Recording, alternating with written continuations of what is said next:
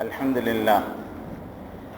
لله نحمده ونستعينه ونستغفره ونؤمن به ونتوكل عليه ونعوذ بالله من شرور أنفسنا ومن سيئات أعمالنا من يهد الله فلا مضل له ومن يضلله فلا هادي له وأشهد أن لا إله إلا الله وحده لا شريك له وأشهد أن سيدنا ومولانا محمدا عبده ورسوله الذي أرسله بالحق بشيرا ونذيرا وداعيا إلى الله بإذنه سراجا وقمرا منيرا أما بعد قال الله تعالى في كلامه المجيد أعوذ بالله من الشيطان الرجيم بسم الله الرحمن الرحيم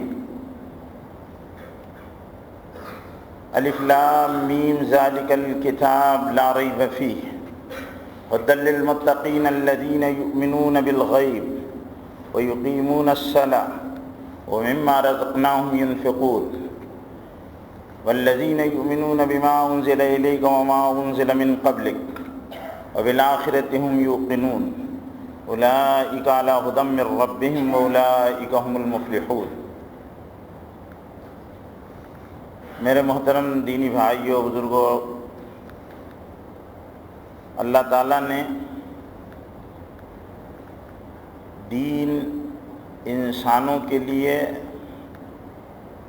شریعت اور اپنے احکام انسانوں کے لیے، اپنی کتابیں انسانوں کے لیے اور اپنے رسول اور پیغمبر انسانوں کے لیے بھیجے۔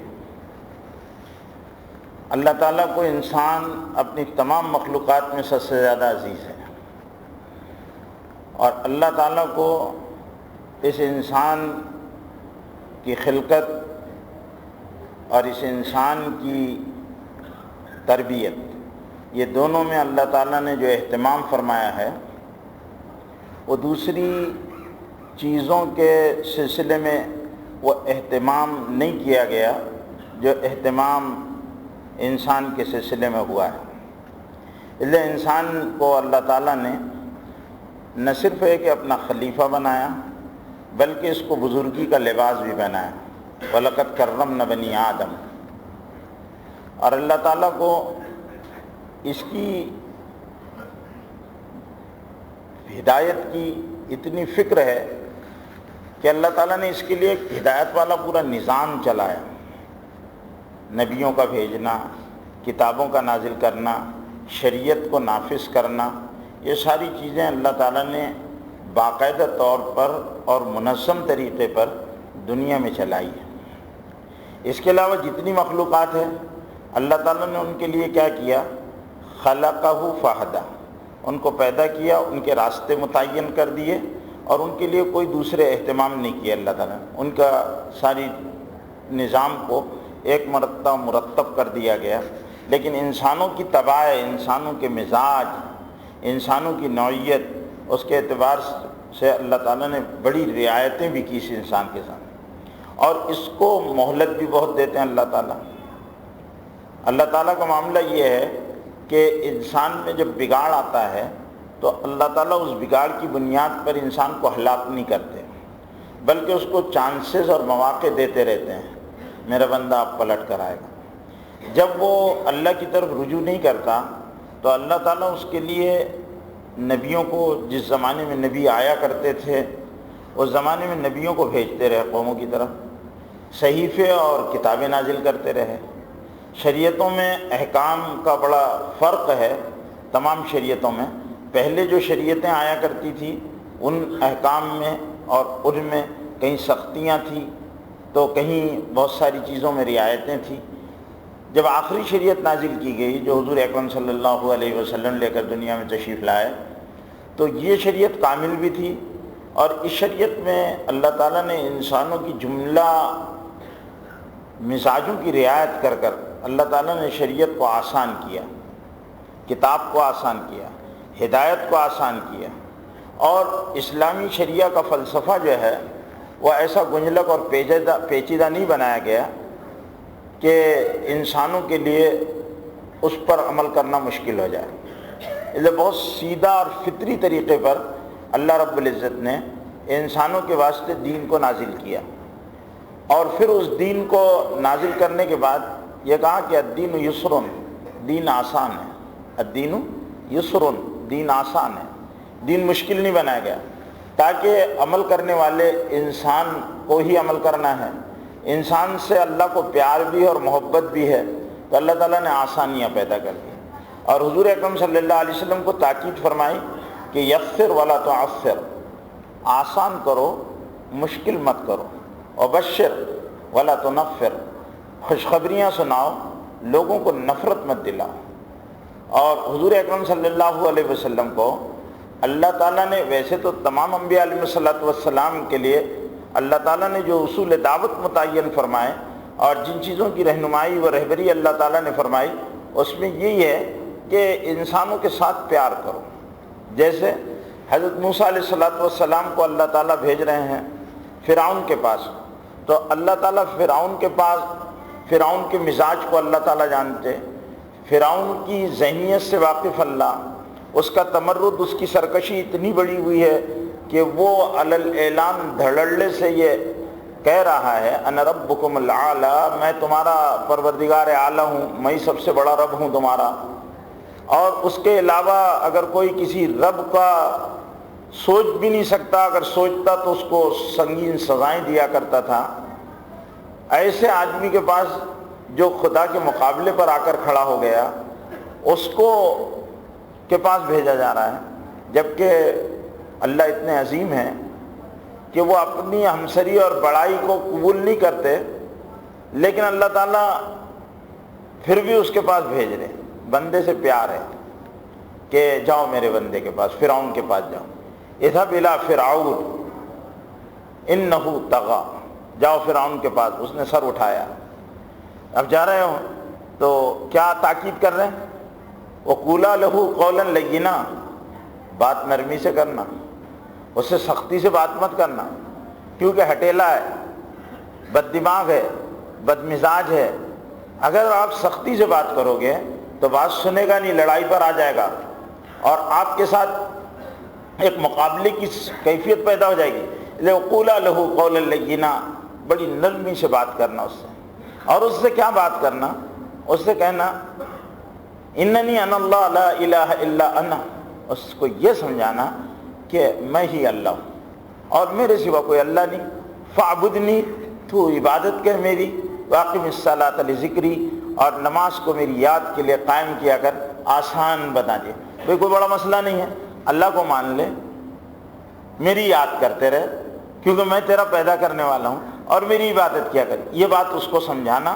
یہ 3 شبد ہیں اور یہ 3 جملے اس کو اس کے ذہن میں ڈالنا۔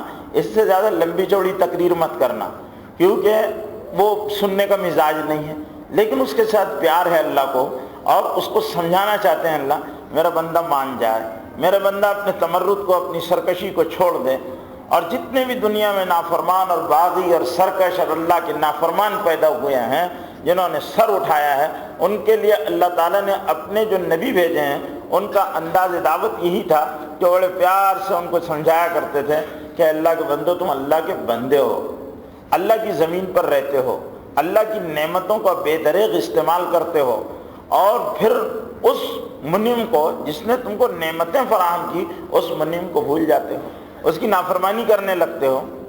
اس سے بڑی بے وفائی کیا ہوگی کہ نعمتیں منعم کی استعمال کریں۔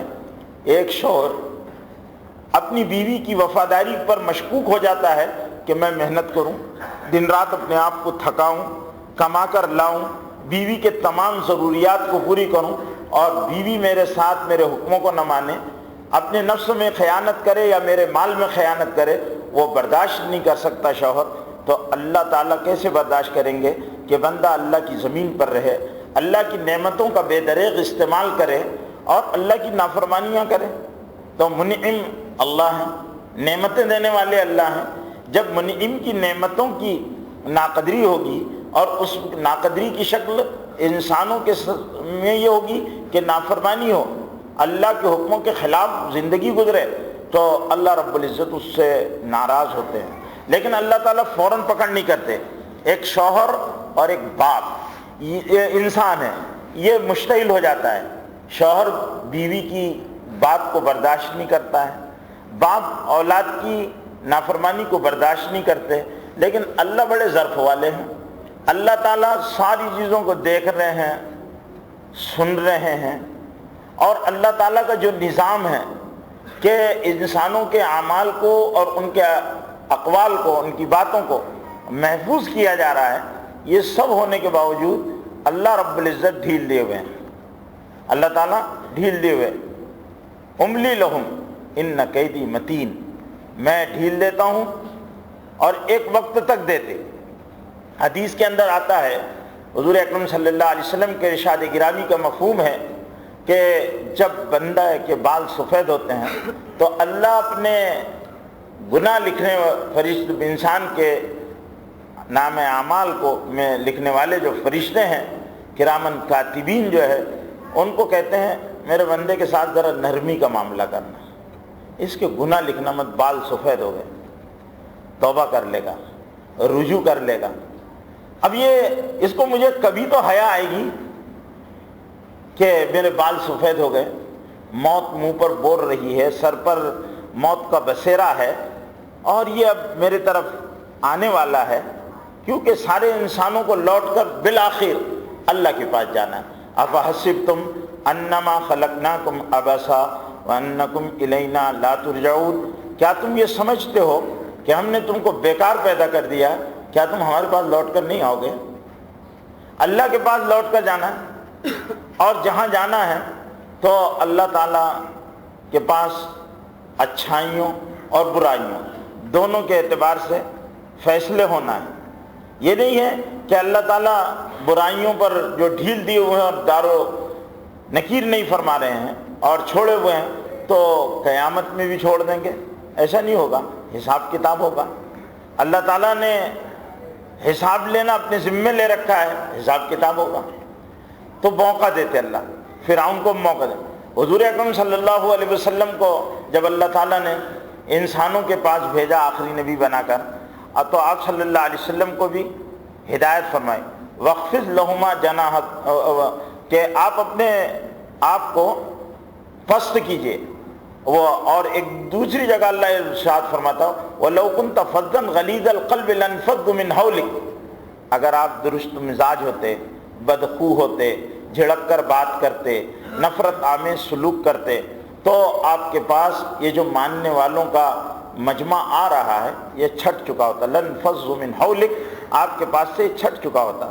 آپ کے اخلاق ایسے ہیں، اور حضور اکرم صلی اللہ علیہ وسلم کو جو اخلاق دیے گئے تھے، اِنَّكَ لَعَلَىٰ خُلُقٍ عَظِيمٍ، اخلاق عظیمانہ کے درجے پر فائز کر کر بھیجا گیا تھا۔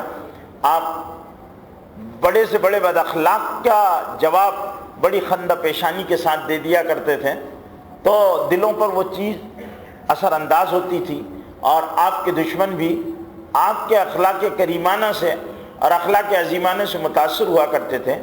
تو اللہ رب العزت اپنے بندوں کے ساتھ اتنے مہربان ہیں کہ اپنے نبیوں کو حالات میں گھرا ہوا دیکھتے ہیں۔ فرعون نے حضرت موسیٰ علیہ السلام کو اور ان کی قوم کو جو ظلم و تعدی کا نشانہ بنایا اور جس طرح ان پر زیادتیاں کی، اللہ تعالیٰ سارا دیکھ رہے تھے کہ ان پر یہ زیادتیاں ہو رہی، ظلم ہو رہا ہے، اور یہ بے کسی اور مجبوری کے عالم میں اس طرح پیسے جا رہے ہیں، اور فرعون کا ظلم ان پر بڑھ رہا ہے۔ لیکن اللہ تعالیٰ حضرت موسیٰ علیہ السلام کی فوراً مدد نہیں فرماتے۔ حضور اکرم صلی اللہ علیہ وسلم کا مکی عہد پورا کا پورا جن حالات کے ساتھ گزرا ہے، اور مکے والوں کی ستم ظریفیوں اور ظلم کو جو حضور اکرم صلی اللہ علیہ وسلم نے برداشت کیا ہے، اللہ تو دیکھ رہے تھے۔ اللہ کا تو عجیب معاملہ ہے کہ اپنے محبوبوں، اپنے پیاروں، اپنے لاڈلوں، اپنے چہیتوں کو اللہ تعالیٰ حالات میں ڈال دیتے ہیں اور ان کے حالات کو دیکھتے رہتے ہیں، اور دشمنوں پر ان کے دشمن اللہ کے دشمن ہوتے ہیں۔ حدیث قدسی ہے، من عاد لی ولیا فآذنت له بالحرب، میں میرے ولی سے، لڑنے والوں سے اعلان جنگ کر دیتا ہوں، ان کو مہلت دیتے اللہ تعالیٰ۔ وہ نعمتوں کے مزے لوٹتے ہیں، اور اللہ کے نیک بندے جو ہیں اور انبیاء علیہ السلام جو ہیں وہ تکلیفوں اور مصیبتوں اور پریشانیوں کو برداشت کرتے ہیں۔ ان کی مصیبتیں، ان کی تکلیفوں کا برداشت کرنا اللہ تعالیٰ ان کی تکلیفوں پر ضبط فرماتے ہیں، نہیں، فوراً اللہ تعالیٰ ایکشن نہیں لیتے۔ اللہ تعالیٰ بہت رعایت فرماتے ہیں، نہیں ابھی نہیں، اور جاؤ، بار بار جاؤ۔ یہ اعلان کے باوجود بھی نبیوں کو یہ تاکید رہتی ہے کہ محنت کرتے رہو۔ قرآن مجید میں کئی مقامات، موقع ایسے ہیں جہاں یہ کہا گیا ہے ان الذین کفروا سواء علیہم انذرتہم ام لم تنذرہم لا یؤمنون۔ آپ ڈرائیں نہ ڈرائیں، ایمان لانے والے نہیں ہیں۔ ختم اللہ علی قلوبہم وعلی سمعہم وعلی ابصارہم غشاوہ، اللہ نے مہر لگا دی ہے، ان کے کانوں میں ہدایت کی بات نہیں جاتی، دل راستے کی طرف سوچ ہی نہیں سکتے، ان پر مہر لگی ہوئی ہے۔ لیکن اس کے باوجود یہ ہے کہ نہیں، نبی کیا کر رہے ہیں؟ نبی کا عمل بھی اللہ قرآن مجید ہی میں بیان فرما رہے ہیں۔ لعلک باخع نفسک علی آثارہم ان لم یؤمنوا بہذا الحدیث اسفا، آپ اپنے آپ کو ہلاک کر ڈالیں گے، یہ ایمان نہیں لاتے۔ نبی کا درد، نبی کی کڑن، نبی کی فکر، نبی کی اذیتوں کو برداشت کرنا، بے چین رہنا، بے آرام ہونا، فکر کرنا، غم کھانا، بے کروٹیں بدلنا، رات رات جاگنا، اور اس کے صلے میں جو نبی کے ساتھ سلوک ہو رہا، طائف میں پتھروں کا کھانا، پائے مبارک کا لہولان ہو جانا، دندان مبارک کا شہید ہو جانا، آپ کے گلے میں چادر ڈال کر صحن حرم میں گھسیٹا جانا، شیب ابی طالب میں مقید کر دیا جانا، آپ کے اصحاب اور آپ کے اہل خاندان کے ساتھ جو اذیت ناک صورتحال شیب ابی طالب میں پیش آئی، وہ ساری چیزوں کا حضور اکرم صلی اللہ علیہ وسلم کے قلب اطہر پر، اور نبی کا دل بڑا حساس ہوتا ہے، بڑا درد مند ہوتا ہے، وہ بہت جلدی متاثر بھی ہوتا ہے، لیکن اس کے باوجود اللہ تعالیٰ یہ ساری صورتحال پر عذاب کے فیصلے نہیں فرماتا، مہلت دیتا۔ حضرت نوح علیہ السلام 950 سال تک دن رات لوگوں کو بلاتے رہے، دعوت قومی لیلا و نہارا فلم یزدہم دعائی الا فرارا، میں نے دعوت دی اپنی قوم کو، دعوت قومی لیلا و نہارا، یہ حال کو بتانے کے لیے ظرفیت کے معنی میں ہے، میں نے رات بھر بلایا، لیلا و نہارا، دن میں بھی بلایا، ہر وقت اسی مشغلے میں لگا، دعوت قومی لیلا و نہارا فلم یزدہم دعائی الا فرارا، لیکن میری دعوت کا الٹا اثر ہوا، ان کی کھوپڑیاں جو ہے وہ خراب تھی۔ دعوت قومی لیلا و نہارا فلم یزدہم دعائی الا فرارا، میں بلاتا رہا، یہ بھاگتے رہے، یہ بھاگتے رہے۔ واستغشوا ثیابہم، انہوں نے اپنے دامن سمیٹ لیے تھے، انہوں نے وجعلوا اصابعہم فی آذانہم، انہوں نے اپنے کانوں میں انگلیاں ڈال لی تھی، وجعلوا اصابعہم فی آذانہم، اپنے کانوں میں انگلیاں ڈال لی تھی کہ سنائی نہ دے بات۔ میں کوشش کرتا ہوں، اور کتنے سال قرآن کی شہادت ہے، 950 سال تک نوح علیہ السلام دعوت دے رہے، دعوت قومی لیلا و نہارا فلم یزدہم دعائی الا فرارا انی کلما دعوتہم لتغفر لہم جعلوا اصابعہم فی آذانہم واستغشوا ثیابہم واسروا واستکبروا استکبارا ثم انی دعوتہم جہارا ثم انی اعلنت لہم واسررت لہم اسرارا فقلت استغفروا ربکم انہ کان غفارا یرسل السماء علیکم مدرارا ویمددکم باموال وبنین ویجعل لکم جنات ویجعل لکم انہارا ما لکم لا ترجون للہ وقارا۔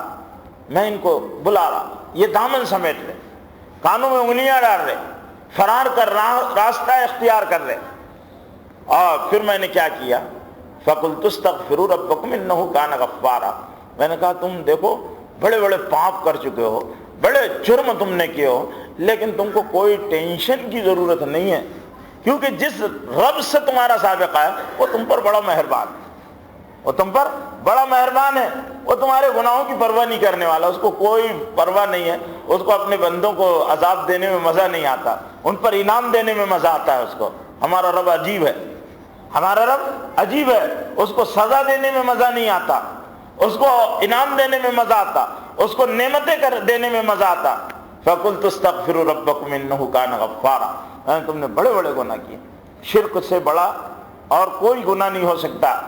اللہ نے ان الشرک لظلم عظیم، شرک سب سے بڑا گناہ ہے، تم نے شرک جیسا گناہ کیا، تم نے ود سوا یغوث یعوق کو خدا بنا لیا ہے، لیکن میرا اللہ معاف کر دے گا، تم آ جاؤ پلٹ کر۔ فَقُلْتُ اسْتَغْفِرُوا رَبَّكُمْ إِنَّهُ كَانَ غَفَّارًا، پلٹ کر آؤ۔ استغفار کا کہتے ہیں، پلٹ کر آنے کو کہتے ہیں۔ استغفار کوئی وہ نہیں ہے کہ آدمی کوئی تسبیح پڑھ لے۔ استغفار نام ہے اپنی گناہ نافرمانی والی، اللہ کے حکموں کے خلاف والی زندگی کو چھوڑ کر اللہ کی فرمانبرداری والی زندگی پر آ جانا، اس کو استغفار کہتے ہیں۔ استغفروا ربکم، تم اپنے رب کی طرف پلٹ کر آؤ، انہ کان غفارا، معاف کر دے گا، بڑا معاف کرنے والا، وہ بڑا کریم ہے، وہ بندوں کی معافی والی طاعت والی زندگی اس کو پسند ہے۔ اللہ، ہمارے اللہ بڑے کریم ہیں، ان کو نافرمانی والی زندگی، ان کو عذاب دینے میں مزہ نہیں آتا، انہوں نے عذاب تیار تو رکھا ہے، دنیا میں بھی عذاب کی شکلیں وہ بھیجتے ہیں، لیکن بہت تحمل کے بعد، بہت برداشت کرنے کے بعد، بہت سرکشی جب بڑھ جاتی ہے تب عذاب کی شکلیں بھیجتے۔ اگر اللہ تعالیٰ پکڑ کرنا چاہیں تو قادر مطلق ہے، ان اللہ علی کل شیء قدیر، اللہ قہار ہے، اللہ جبار ہے، اللہ عزیز ذو الانتقام ہے، لیکن اس کے بعد اللہ تعالیٰ ایسا نہیں کرتے، بندوں کے ساتھ بڑا پیار کا معاملہ فرماتے ہیں، بڑی شفقت کا معاملہ۔ میرا بندہ آ جائے گا پلٹ کر، آ جائے گا پلٹ کر، آ جائے گا پلٹ کر، توبہ کر لے گا۔ استغفروا ربکم انہ کان غفارا، تم کرو گے، پھر ترغیب دے رہے، کیا ترغیب؟ یرسل السماء علیکم مدرارا، لگاتار بارش ہوگی، بارش ہوگی تم پر تو تمہاری فصلیں اچھی ہوگی، تمہارے پاس افراط کے کھانے کے ذخیرے ہوں گے، تمہارا معاش کا مسئلہ ہے نا، تمہاری اکنامی بہتر ہو جائے گی، تمہاری معاشیات اچھی ہو جائے گی، تمہارے پاس پیسہ آئے گا، آسودہ حال ہو جاؤ گے۔ استغفار مسئلوں کا حل ہے، مسئلوں کا حل استغفار ہے۔ نبی قوموں کے مسئلوں کا حل بتا رہے، استغفروا ربکم انہ کان غفارا یرسل السماء علیکم مدرارا ویمددکم باموال وبنین۔ دنیا میں آدمی کیا چاہتا ہے؟ خوب اولاد ہو۔ یہ آج کی مفسد غیر ایمانی کیفیت کا میں نہیں تذکرہ کر رہا، مومنانہ ذہن اور ایک انسانی سلیم فطرت کا تقاضا یہ ہے کہ وہ کیا چاہتا ہے؟ اس کے پاس اولاد زیادہ ہو، اور اولاد کی کثرت چاہتا ہے انسان، اولاد کی مال کی وسعت چاہتا ہے، افراط کے ساتھ روزی ملے، اولاد ملے۔ تو اللہ تعالیٰ کے نبی سمجھا رہے ہیں کہ بھئی تم کو دنیا میں مسئلہ تمہارا جو بگڑا ہوا ہے نا، پریشان ہو روزی کے مسئلے میں، پریشان ہو اولاد کے مسئلے میں، پریشان ہو وسعت کے بندے میں، تو اللہ تعالیٰ اس سے کیا کریں گے؟ فَقُلْتُ اسْتَغْفِرُوا رَبَّكُمْ إِنَّهُ كَانَ غَفَّارًا يُرْسِلِ السَّمَاءَ عَلَيْكُمْ مِدْرَارًا وَيُمْدِدْكُمْ بِأَمْوَالٍ وَبَنِينَ، برکت دیں گے تمہاری اولاد میں، پھیلا دیں گے تمہارے بچوں کو، یمددکم باموال وبنین، مال بھی خوب دیں گے اور اولاد بھی خوب دیں گے۔ یہ تو آج یہ ہے کہ بچے کم پیدا کرو، ورنہ اللہ کے رسول تو فرما رہے ہیں فَانْكِحُوا الْوَلُودَ الْوَدُودَ إِنِّي مُكَافِرٌ بِكُمُ الْأُمَمَ، بہت بچے پیدا کرنے والی عورت سے شادی کرو، میں تمہاری کثرت پر قیامت میں فخر کروں گا، میری امت اتنی اتنی۔ تو اولاد کی کثرت، میرے اتنے بچے، لیکن بچے پیدا کرنے کے بعد ذمہ داری بھی ہے، ان کو دین سکھانا، ان کو ادب سکھانا، ان کی اچھی تربیت کرنا، اور ان کو اچھی دنیا بھی دینا۔ اللہ کے رسول نے فرمایا وہ باپ بہتر ہے اس باپ کے مقابلے میں جو اپنی اولاد کے لیے کچھ دنیا کر کر جائے، ان کو دوسروں کا دست نگر اور محتاج بنا کر نہ جائے۔ اپنی اولاد کو اتنا دے آدمی کہ وہ کسی کے محتاج نہ رہے۔ باپ مر گیا، بھیک مانگنا شروع کر دیا، ہمارا باپ تھا ہم کھاتے تھے اب ہم کہاں سے کھائیں۔ اپنی اولاد کے ساتھ ہر انسان کا، لیکن اولاد کی دنیا بنانے کے لیے اپنی آخرت یہ بگاڑنا، یہ بھی سب سے بڑی نادانی ہے کہ آدمی اسی کا ہو کر رہ جائے اور اپنی آخرت کی فکر نہ کرے۔ اللہ کے رسول صلی اللہ علیہ وسلم کے صحابہ میں سے ایک صحابی ہیں جو دنیا کمانے میں مزدوری میں محنت میں خوب مشقت اٹھاتے تھے، تو کسی نے اللہ کے رسول کے سامنے ذکر کیا کہ وہ تو بس دن بھر اس میں لگا رہتا ہے، اگر وہ اتنا اعمال پر محنت کرتا تو اس کے درجے بلند ہو جاتے۔ حضور صلی اللہ علیہ وسلم نے ارشاد فرمایا کہ بھئی وہ کس لیے کماتا ہے؟ بولے اس کی اولاد کے لیے کماتا ہے۔ کہنے لگے اس پر بھی اللہ تعالیٰ اس کو اجر دے گا۔ آدمی اپنی اولاد کی ضروریات کا جو مکلف بنایا گیا اس کے لیے مشقت اور محنت کرتا ہے، اس لیے کہ میری اولاد کسی کے دست نگر نہ بنے، محتاج نہ رہے، میں ان کے لیے اچھے سے کماؤں، اچھی ان کی زندگی بنے، اور اس کے لیے آپ تو وہ محنت کر رہا ہے تو اللہ تعالیٰ اس پر اس کو اجر دیں گے۔ تو ہمارے ہاں تو کوئی عمل مومن کا بغیر اجر کے نہیں۔ میں اکثر یہ بات بتاتا ہوں کہ پیشاب اور پاخانہ یہ انسان کی ضرورت ہے۔ پاخانہ اندر رک جائے تو آدمی کے بے چینی اور پریشانی کا اندازہ نہیں لگایا جا سکتا۔ کتنا پیشاب رک جائے، بھئی پیشاب رک گیا ہے تو فوراً ڈاکٹر کے پاس بھاگا جاتا کہ بھئی پیشاب رک گیا۔ پیشاب کا رکنا یا پاخانے کا رک جانا یہ ایک پریشانی کا سبب ہے، اس کا نکلنا اب وہ نکل رہا ہے، لیکن اس کے نکلنے میں اگر دین آ گیا، طریقہ بتا دیا کہ اس طریقے سے نکالو، پیشاب اس طریقے سے، پاخانہ اس طریقے سے کرو، اگر یہ آ گیا تو دین بن گیا۔ اب پیشاب کرنے پر ثواب مل رہا، پاخانہ کرنے پر ثواب مل رہا۔ دنیا میں کہیں کسی مذہب نے یہ بات نہیں بتائی کہ پیشاب کرو گے تو نیکیاں ملے گی، اللہ کے محبوب بنو گے، پاخانہ کرو گے تو اللہ کے محبوب بنو گے۔ یہ تو اللہ نے حضور صلی اللہ علیہ وسلم کی امت کو یہ تعلیم دی کہ تم میرے حبیب کے طریقوں کو اختیار کرو، تم اللہ کے محبوب بنو گے، مقبول بنو گے، اللہ تم سے پیار کرے گا۔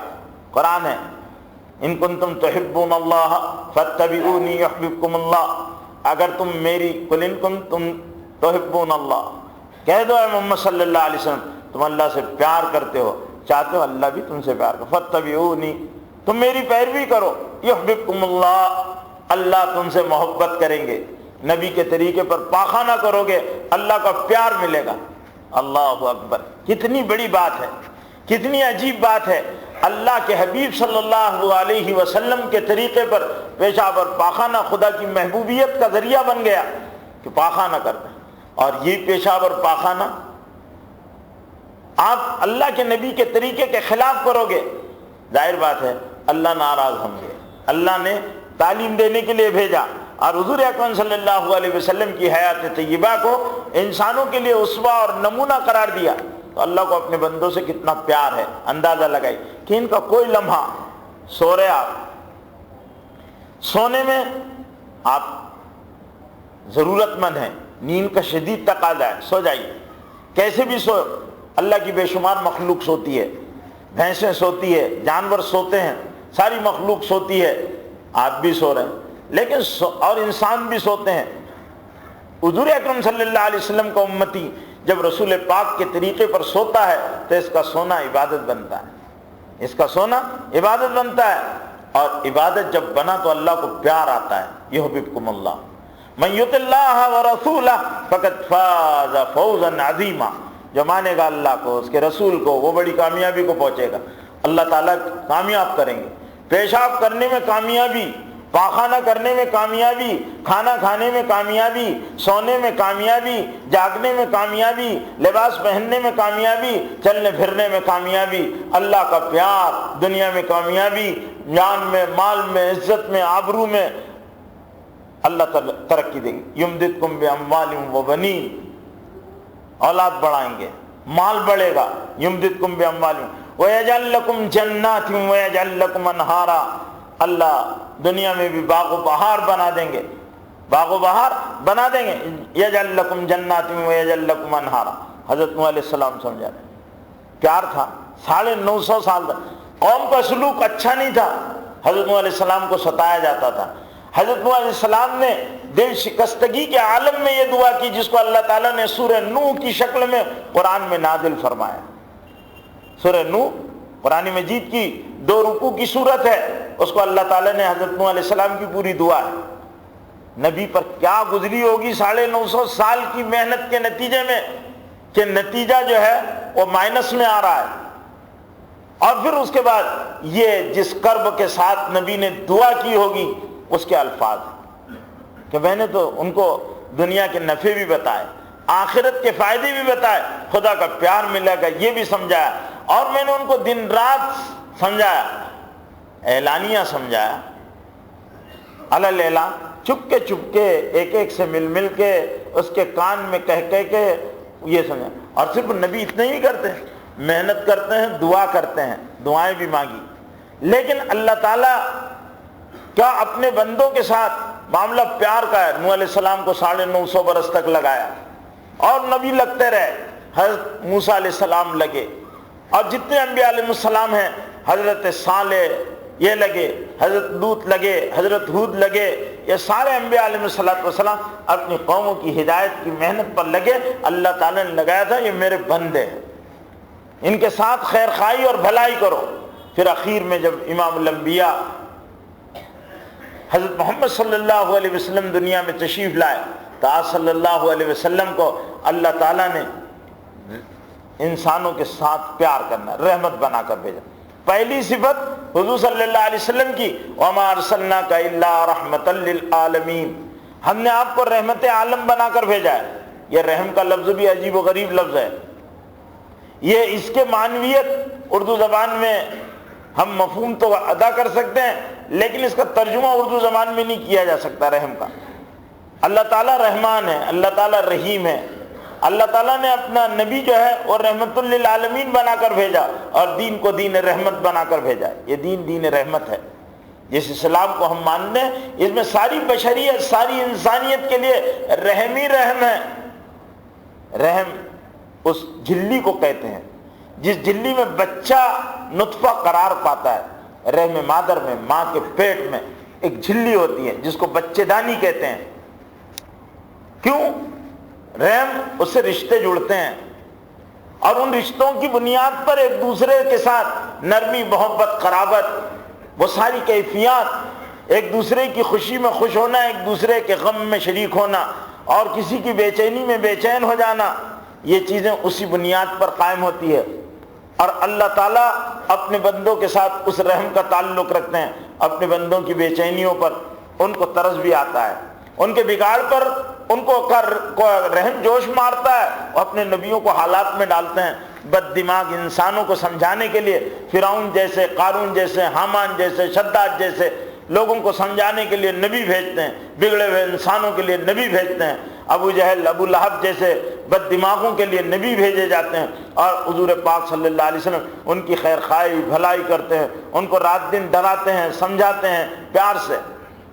نبی کا کام صرف خوشخبریوں سنانے کے ساتھ پیار سے ڈرانا بھی ہوتا ہے، نبی نذیر بھی ہوتا ہے۔ اللہ نے حضور اکرم صلی اللہ علیہ وسلم کو جو اسلوب دعوت اور اصول نبوت تعلیم فرمائے، سورہ مدثر کی ابتدائی آیات میں یا ایھا المدثر قم فانذر وربک فکبر وثیابک فطہر والرجز فاہجر ولا تمنن تستکثر ولربک فاصبر، یہ اصول دعوت ہے۔ تو وہاں پر یا ایھا المدثر قم فانذر، پیار سے ڈراؤ، جیسے ایک ماں اپنے بچے کو پیار سے ڈراتی ہے۔ نہیں مانے گا تیرے ابا کو کہہ دوں گی، نہیں مانے گا میں تجھے جلا دوں گی، چٹکا دوں گی، نہیں مانے گا گھر نکالتی نہیں، ماں بولتی ہے پیار سے، بیٹے ایسا نہیں کرنا۔ تو اس طرح نبی کو کہا گیا، وہ تعلق ہے رحم کا تعلق۔ اللہ کے نبی صلی اللہ علیہ وسلم کو رحمت للعالمین بنا کر بھیجا، آپ پوری انسانیت و بشریت کے لیے بے آرام ہوتے، یہ انسان اللہ کی ماننے والے بن جائیں، اچھے بن جائیں، اس لیے کہ اللہ تعالیٰ اپنے بندوں کے ساتھ انتہائی مہربان ہیں، وہ ان کے بگاڑ کو پر بے چین ہوتے ہیں۔ اللہ تعالیٰ کو اپنے بندے کی بگڑی ہوئی روش پسند نہیں آتی، غفلت والی زندگی پسند نہیں آتی، نافرمانی والی زندگی پسند نہیں آتی۔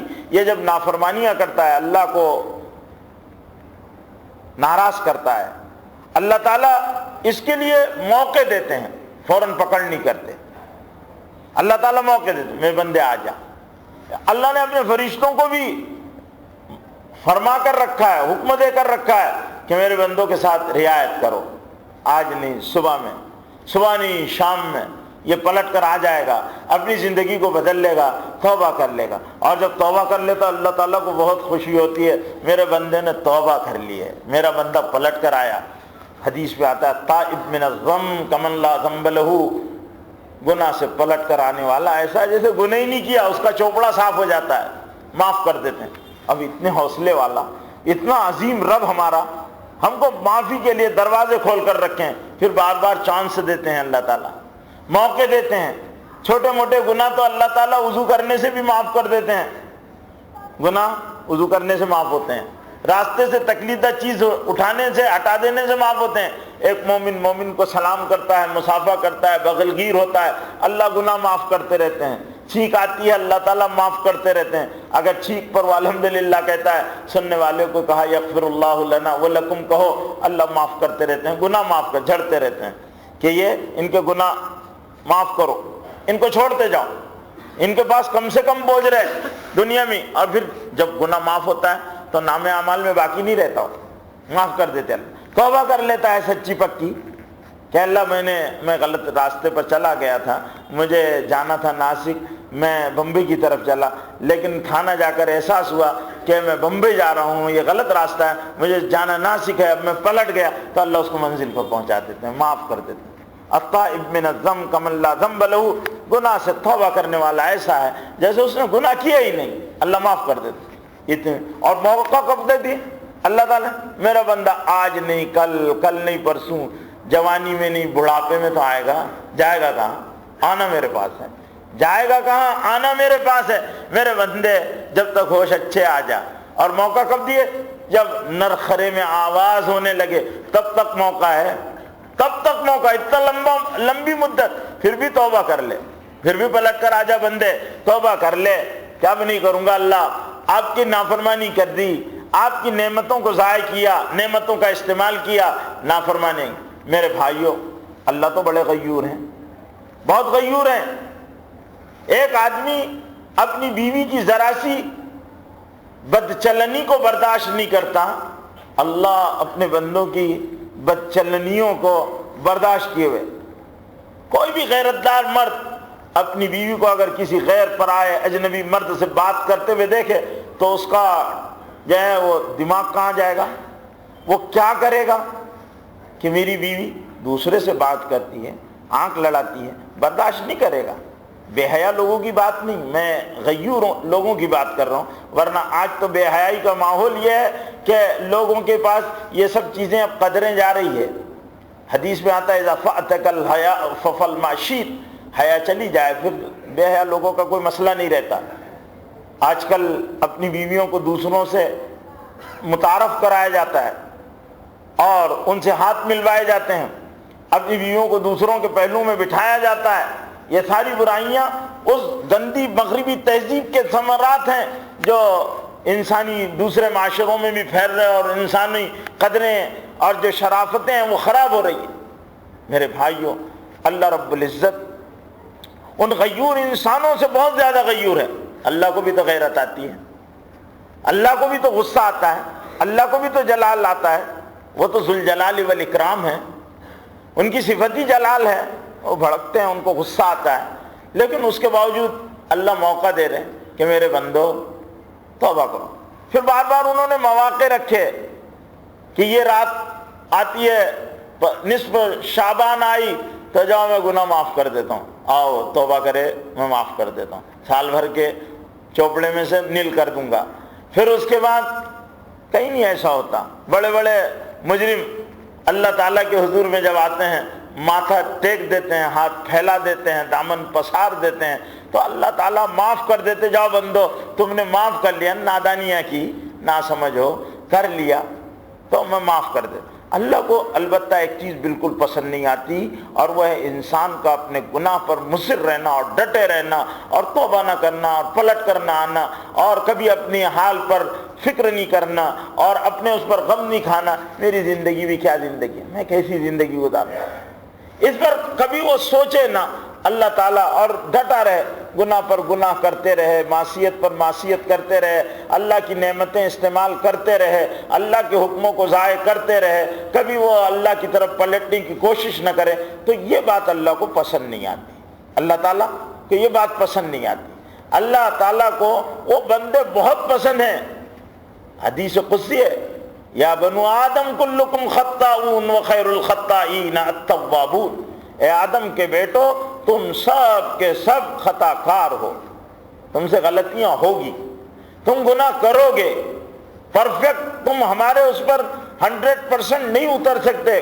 یا بنو آدم کلکم خطائین وخیر الخطائین التوابون، اور تم میں سب سے اچھے خطا کار وہ ہیں وخیر الخطا التوابون، جو گناہ سے پلٹ جائیں، توبہ کر لیں، توبہ کر آ جائیں کہ اللہ ہم نے آپ کی نعمتوں کی ناقدری کی، آپ کے حکموں کے خلاف زندگی گزار دی ہے، اللہ اب آپ ہم کو معاف کر دیجئے، ہم آپ کی مرضی کے اب پھر اس گناہ کی طرف آدمی پلٹ کر بھی نہ دیکھے تو اس کے لیے اللہ تعالیٰ موقع دیتے. اب رمضان المبارک گناہوں کی معافی کا سیزن ہے، اور یہ سال میں ایک مرتبہ آتا ہے.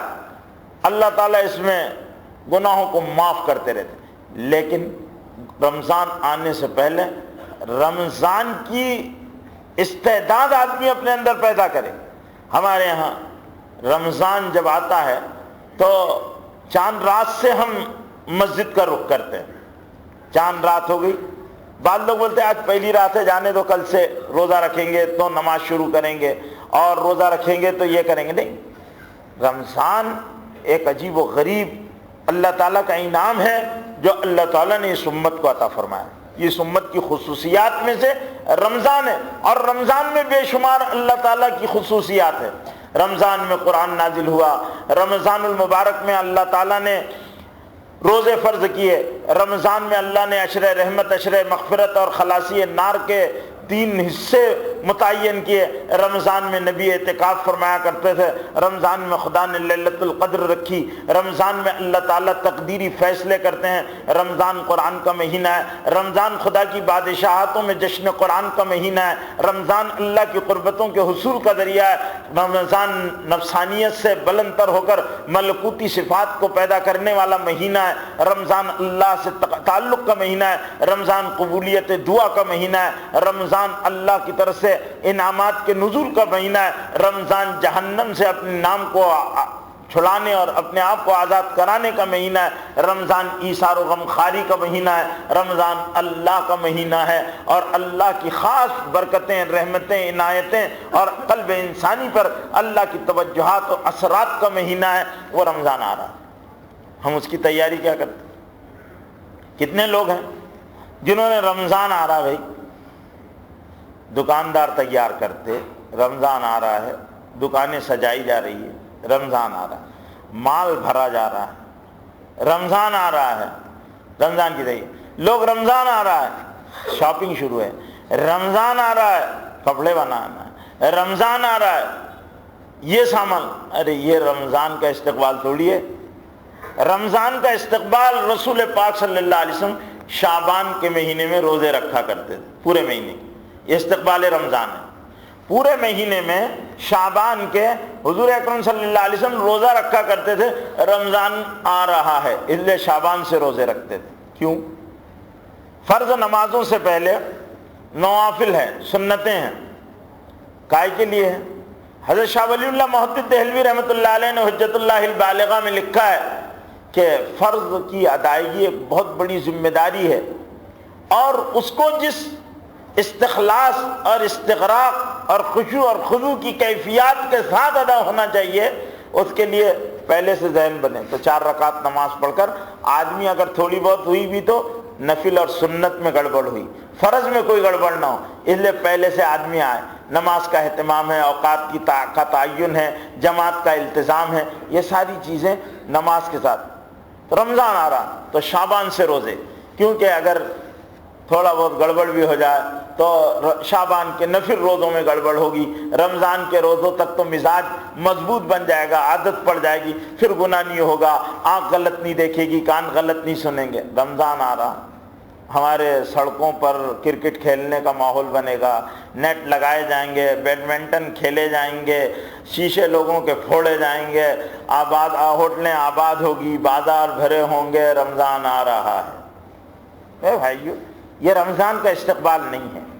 رمضان کے استقبال کا یہ ہے کہ ہر آدمی کی نماز کی کیفیت بدل جائے۔ رمضان آ رہا ہے، لمبی نمازیں، خشوع والی نمازیں، دعا کی کیفیت بدل جائے، تلاوت کا انداز بدل جائے، ذکر کی کیفیت بدل جائے، وجد، شوق، جنون، محبت، عشق، یہ کیفیت، دیوانگی، یہ کیفیت طاری ہو جائے۔ رمضان آ رہا ہے، ہر آدمی کی سوچ، گھر کے چھوٹے اور بڑے کی سوچ، رمضان آ رہا ہے، عید کے لیے نہیں آ رہا، رمضان آ رہا ہے، اللہ کی رضا کے لیے آ رہا ہے، رمضان آ رہا ہے، اللہ کی مرضی پر زندگی گزارنے کے لیے آ رہا ہے، رمضان آ رہا ہے، تقوی کو پختہ کرنے کے لیے آ رہا ہے، رمضان آ رہا ہے، معصیت اور گناہ کو چھوڑنے کے لیے آ رہا ہے، رمضان آ رہا ہے، کم کھانا کرنے کے لیے آ رہا ہے، رمضان آ رہا ہے، کم سونے کے لیے آ رہا ہے، رمضان آ رہا ہے، کم بولنے کے لیے آ رہا ہے، رمضان آ رہا ہے،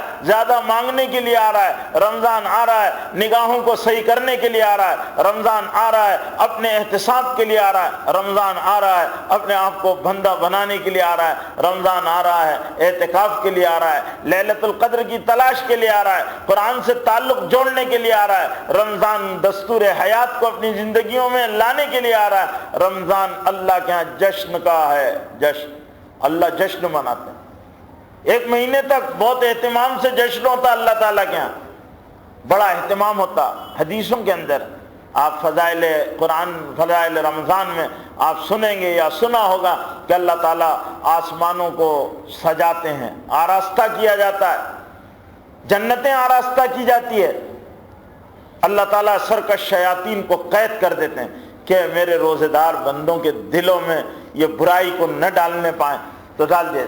لیکن اس کے بعد رمضان کے بارے میں سیریس ہوں گے ہم تب نا کہ رمضان آ رہا ہے، رمضان آ رہا تو نمازوں کی حالت کیا ہونا چاہیے؟ یہ تو نماز پڑھنے کا، عبادت کرنے کا، کم کھانے کا۔